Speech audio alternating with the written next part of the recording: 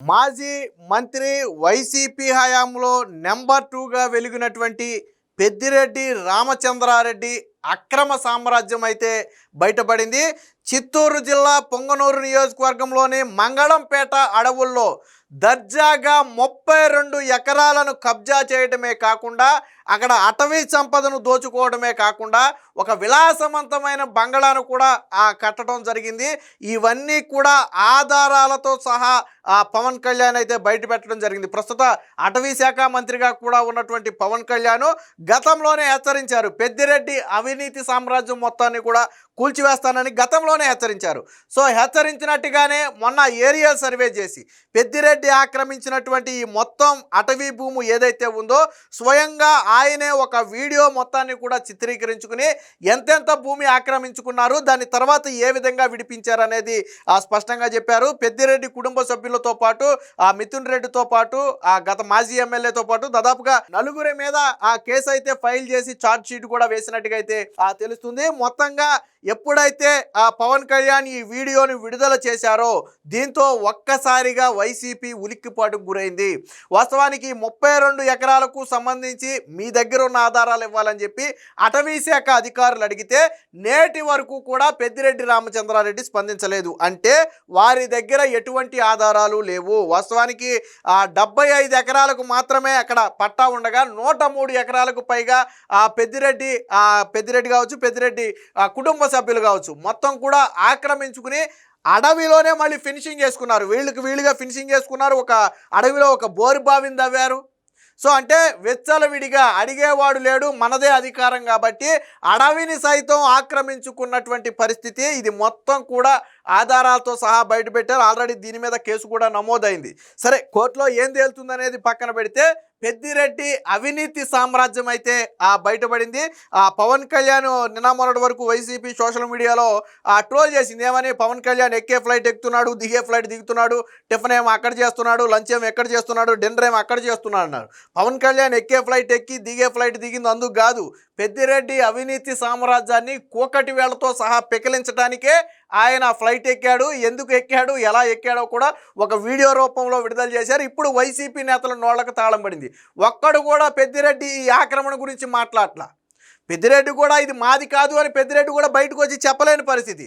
మిథున్ రెడ్డి ఎక్కడో ఉండి ట్విట్టర్లో సవాళ్ళు విసరటం తప్ప మిథున్ రెడ్డి కూడా ఇందులో ఆధారాలు చూపట్ల. 32 ఎకరాలు మీరు అదనంగా ఆక్రమించుకున్నారు, దానికి మీ దగ్గర ఉన్న కాగితాలు ఏంటని అడిగారు. ఒకటే ప్రశ్న, ఈ భూమి నాది అని మీరు అన్నారు కదా, నాది అనే కదా మీరు ఫినిషింగ్ చేసుకున్నారు, దాని ఆధారాలు ఇవ్వండి, మీది అనడానికి ఆ పట్టా ఎక్కడుందో చూపించండి అంటే ఈ రోజు వరకు చూపించలా. మరి పట్టా లేకుండా ఆక్రమించుకుంటే దాని ఆక్రమణ అనరా? అది అడవి కాబట్టి పక్క నుంచి ఎవరికి అబ్జెక్షన్ ఉండదు కాబట్టి గతంలో వాళ్ళదే రాజ్యం కాబట్టి ఆడింది ఆట పాడింది పాటగా మారింది. సో దీనికి సంబంధించి పవన్ కళ్యాణ్ ఒక వీడియో కూడా విడుదల చేశారు. ముందు వీడియో చూసి తర్వాత వివరాల్లోకి వెళ్దాం. సో ఇది పవన్ కళ్యాణ్ విడుదల చేసినటువంటి మొత్తం వీడియో. ఇక్కడ స్టార్టింగ్ లోనే రాశారు చూడండి. ఫారెస్ట్ ఎన్క్లోజర్ ఎక్స్టెండ్ 76 ఎకరాల 74 సెంట్లు ఉంటే ఎర్లియర్ ఆక్యుపైడ్ ఏరియా అంటే మొత్తం ఆక్యుపై చేసింది, దాన్ని విడిపించింది ఎంత అంటే 32.63 ఎకర్స్. దీనికి సంబంధించి ఇక్కడ మ్యాప్ రూపంలో అంటే పెద్దిరెడ్డి ఎలా ఆక్రమించుకున్నాడు అనేది ఒక మ్యాప్ రూపంలో విడుదల చేశారు. దీనికి సంబంధించి ఫుల్ వీడియో కూడా ఉంది, ఒకసారి చూడండి. పెద్దిరెడ్డి భవనం సగ్గా ఎంత దర్జాగా ఉందో ఒకసారి చూడండి. ఇది పవన్ కళ్యాణ్ మొత్తం తన మొబైల్లో తానే స్వయంగా వీడియో రూపంలో చిత్రీకరించారు. ఇది మొత్తం చూడొచ్చు ఎక్కడెక్కడ ఆక్రమించుకున్నారనేది. సో అది ఆక్రమించుకున్న ప్రాంతం మొత్తం కూడా చూపిస్తున్నారు చూడండి. ఆక్రమించుకున్న ఫారెస్ట్ మొత్తం ఇది ఆక్యుపైడ్ ఏరియా. ఏదైతే ఈ రెడ్ మార్క్లో మనకి ఈ రెడ్లో కనపడుతుందో ఇదంతా ఆక్యుపైడ్ ఏరియా. సో దీన్ని మొన్న అధికారులు అయితే విడిపించారనమాట. ఇది ఒక్కటే కాదు, ఇంకా చాలా ఉంటుంది చూడండి. సో ఇక్కడ ఇదిగో ఈ రెడ్ మార్క్లో ఉన్నది ఈ ఆక్యుపైడ్ ఏరియా. సో ఈ ఆక్యుపైడ్ ఏరియా అనమాట పెద్దిరెడ్డి రామచంద్రారెడ్డి ఆక్రమించుకున్నది ఇది. సో ఇది ఫారెస్ట్ మొత్తం దానికి ఆనుకుని ఆక్రమించాడు.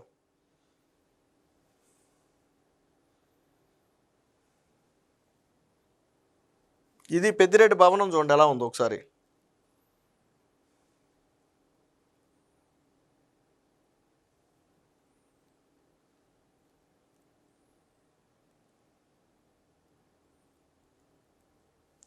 ఇది పెద్దిరెడ్డి అక్కడ కట్టుకున్నటువంటి భవనం. ఇది అడవిలో ఎటువంటి అనుమతులు లేకుండా పెద్దిరెడ్డి నిర్మించుకున్నటువంటి, మరి ఫామ్ హౌస్ కోసమే కట్టుకున్నాడో, ఎప్పుడైనా అడవిలో రిలాక్స్ అయితే బాగుంటుందని కట్టుకున్నాడో, చుట్టూ ప్రహారీ వేసుకుని దీంట్లోనే బోరుబావు కూడా దీంట్లోనే తవ్వినట్టున్నాడు. మరి ఇల్లు ఉందంటే ఖచ్చితంగా బోర్ ఉండాలి కదా, దానికోసం బోరుబావు కూడా తవ్వినట్టున్నాడు. మరి ఇంత మెటీరియల్ని అసలు అడవిలోకి ఎలా తీసుకొచ్చి కట్టారో కూడా అర్థం కాని పరిస్థితి. ఇది పెద్దిరెడ్డి రామచంద్రారెడ్డి కట్టుకున్నటువంటి భవనం అక్కడ.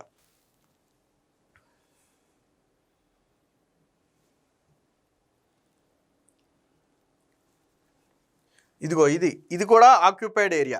ఇది మొత్తాన్ని కూడా ఎలాగ ఆక్యుపై చేశాడో చూడండి. మొత్తం ఇక్కడ వరకు సన్నగా పొడుగ్గా ఇక్కడ వరకు ఆక్యుపై చేశాడు. ఇదంతా ఫారెస్ట్.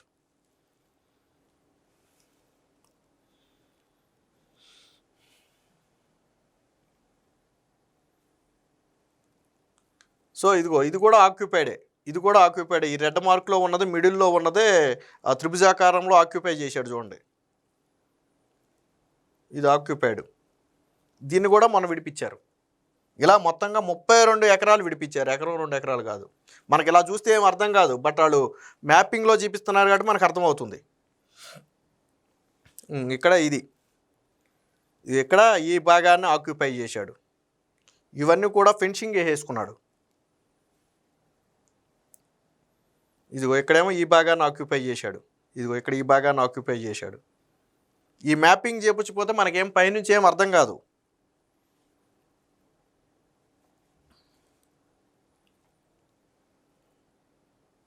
ఇదిగో ఇక్కడ ఈ భాగాన్ని ఆక్యుపై చేశాడు.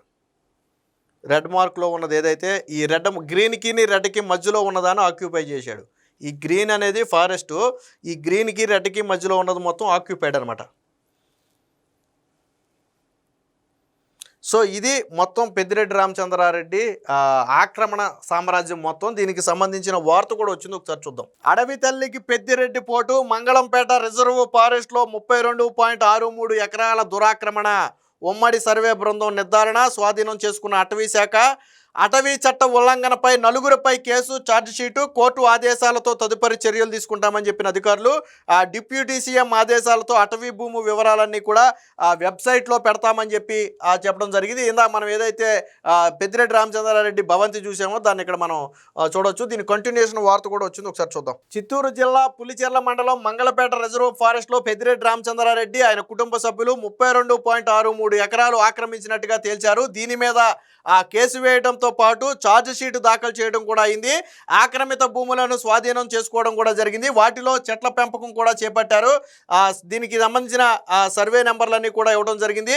సో పెద్దిరెడ్డి రామచంద్రారెడ్డి పేరుతో 15 ఎకరాలు, పెద్దిరెడ్డి ఇందిరమ్మ అంటే భర్త భాస్కర్ రెడ్డి ఆవిడ పేరుతో ఒక 20 ఎకరాలు, పెద్దిరెడ్డి మిథున్ రెడ్డి పేరుతో 21 ఎకరాలు, పెద్దిరెడ్డి ద్వారకానాథ్ రెడ్డి మాజీ ఎమ్మెల్యే, సో పెద్దిరెడ్డి ద్వారకానాథ్ రెడ్డి పేరుతో 18.94 ఎకరాలు, డమ్మీ పట్టాలతో 1.8 ఎకరాలు ఉంది. అడవికి చెందిన మొత్తం 32 ఎకరాల భూమిని ఆక్రమించారు పెద్దిరెడ్డి కుటుంబ సభ్యులు. అటవీ భూములను ఆక్రమించినట్లుగా ఆరోపణలు రావడంలో ఈ ఏడాది జనవరి 29న చిత్తూరు కలెక్టరు అలాగే ఎస్పీ అనంతపురం జిల్లా ఫారెస్ట్ కన్జర్వేటింగ్ త్రిసభ్య కమిటీని నియమించింది. సో ఈ కమిటీ ఇప్పుడు మొత్తానికి కూడా తేల్చిందంతా కూడా ఈ కమిటీయే తేల్చడం జరిగింది. మొత్తం ఇక్కడ చూడండి, మంగళంపేట అటవీ ప్రాంతంలో 75.74 ఎకరాలకు పట్టాలుండగా 32.63 ఎకరాల అటవీ భూమిని కూడా ఆక్రమణదారులు కొలుపుకుని కంచె వేశారు. ఉద్యానవన పంటలు వేసి ఆదాయం పొందారని, చట్టవిరుద్ధంగా బోరుబావి వేసి అటవీ వనరులను దుర్వినియోగం చేశారని, అక్రమంగా రోడ్డు కూడా నిర్మించారని చెప్పారు. వీటన్నిటి మీద కూడా స్పెసిఫిక్గా కేసు అయితే నమోదు చేయడం జరిగింది. ఇందాక మనం ఏదైతే వీడియోలో చూసామో ఈ విధంగా ఏ రకంగా ఆక్రమించుకున్నారనేది ఒక మార్కు రూపంలో ఏసైతే చూపించడం జరిగింది. దీనికి సంబంధించిన మరొక వార్త కూడా వచ్చింది, ఒకసారి చూద్దాం. అడవిలో అక్రమ సామ్రాజ్యం నిజం. 32 ఎకరాలు కబ్జా చేసిన పెద్దిరెడ్డి కుటుంబీకులు మిథున్ రెడ్డి, రామచంద్రారెడ్డి, ద్వారకానాథ్ రెడ్డి, ఇందిరమ్మ ఈ 4గురు కూడా దురాక్రమణకు పాల్పడ్డారు. ఈ 4గురి మీద ఆల్రెడీ కేసు అయితే నమోదైంది. అడవిలో అక్రమ సామ్రాజ్యం అక్షరాల నిజమని నిగ్గు తేలింది. వైకాపా ప్రభుత్వంలో నెంబర్ 2గా అపరిమిత అధికారాలు చెలాయించిన ప్రస్తుత పొంగనూరు ఎమ్మెల్యే పెద్దిరెడ్డి రామచంద్రారెడ్డి ఆయన కుటుంబీకులు కలిసి 32 ఎకరాల భూమిని కబ్జా చేసినట్టు నిర్ధారణ అయింది. చిత్తూరు జిల్లా పొంగనూరు నియోజకవర్గం పులిచెర్ల మండలం మంగళంపేట రక్షిత అడవి ప్రాంతం ప్రాంతంలో పెద్ద ఎత్తున భూములు ఆక్రమించుకుని దాని చుట్టూ ఇనుప కంచె వేసుకుని సొంత ఎస్టేటుగా మార్చుకున్నట్లుగా దర్యాప్తులో వెల్లడైంది.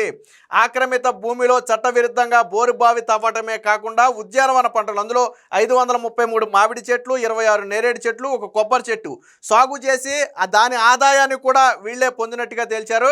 రాజంపేట వైకాపా ఎంపీ మిథున్ రెడ్డి, పెద్దిరెడ్డి రామచంద్రారెడ్డి, తంబళ్లపల్లె ఎమ్మెల్యే పెద్దిరెడ్డి ద్వారకానాథ్ రెడ్డి A3గా ఉన్నాడు, పెద్దిరెడ్డి ఇందిరమ్మ A4. సో వీళ్ళ నలుగురు దురాక్రమణకు పాల్పడినట్లుగా తేలడంతో చిత్తూరు జిల్లా Pakala judicial first class magistrate కోర్టులో అటవీ శాఖ అధికారులు ఈ నెల 7న అభియోగ పత్రం దాఖలు చేశారు. వాస్తవానికి ఇది కొంచెం ఆలస్యంగా వెలుగులోకి వచ్చిందని చెప్పొచ్చు. దీనికి సంబంధించిన వివరాలన్నీ కూడా అటవీ శాఖ అధికారులు అయితే బయట పెట్టడం జరిగింది. గతంలోనే దీనికి సంబంధించి అనేక కథనాలు వచ్చిన నేపథ్యంలో ఒక కమిటీని ఏర్పాటు చేశారు. 1968 గెజిట్ ప్రకారం 75 ఎకరాలకు పట్టాలు ఉండగా పెద్దిరెడ్డి కుటుంబం 103.95 ఎకరాలను తమ గుప్పెట్లో పెట్టుకున్నట్లుగా గుర్తించింది. అంటే అదనంగా 32.63 ఎకరాలను పెద్దిరెడ్డి ఆక్రమించారు.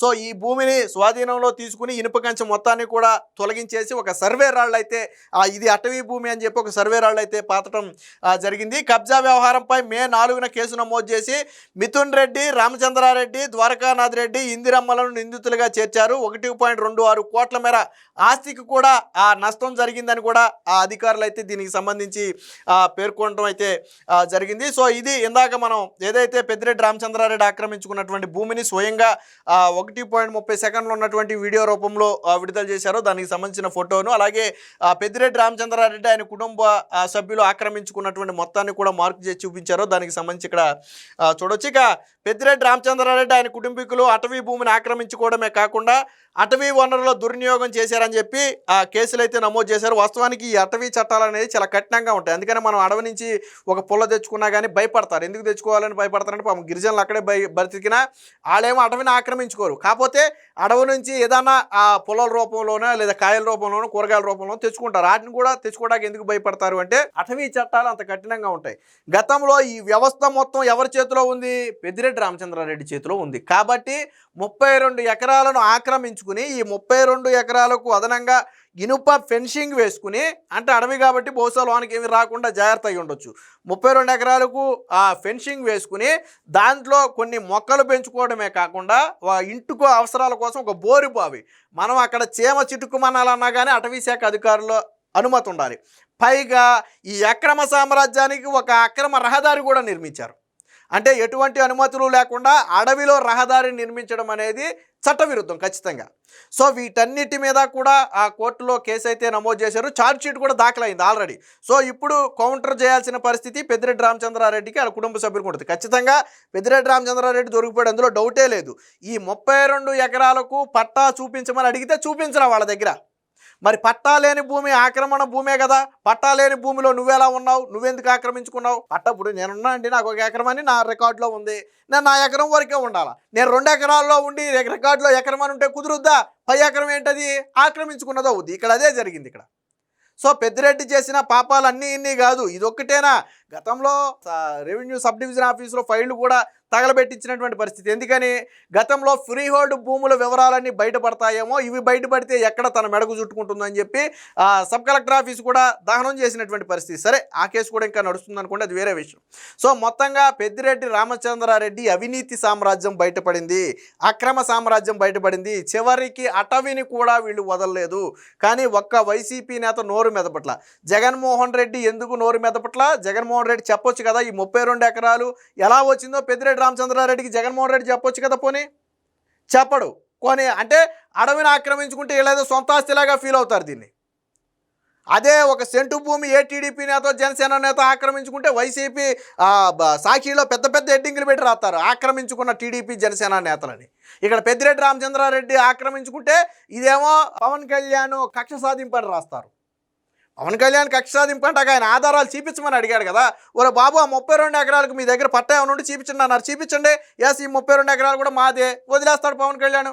అప్పుడు పవన్ కళ్యాణ్ తప్పని ఒప్పుకుంటాడు. మీ దగ్గర ఆధారాలు ఉన్నాయా? లేవు.